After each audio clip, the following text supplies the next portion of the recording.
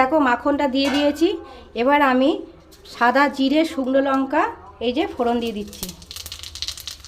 সাদা জিরে শুকনো লঙ্কাটা ফোড়ন দিয়ে দিলাম। আমি গ্যাসটা কমিয়ে দেবো বন্ধুরা, গ্যাসটা কমিয়ে দেওয়ার দরকার। এবার দেখো আমি কুচানো যে পেঁয়াজ ছিল সেটা দিয়ে দিলাম। এবার ভালো করে আমি পেঁয়াজটাকে ফ্রাই করে নেব।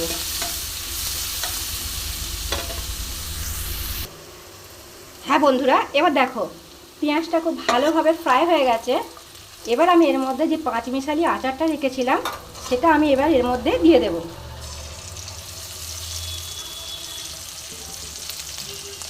দিয়ে দেখো আমি আবার একটুখানি এই আচারটা দিয়ে আবার আমি পেঁয়াজের সাথে আচারটা মিশিয়ে নেব, একটু নাড়াচাড়া করে নেব। 1 মিনিট মতো বন্ধুরা নাড়াচাড়া করে নিলাম।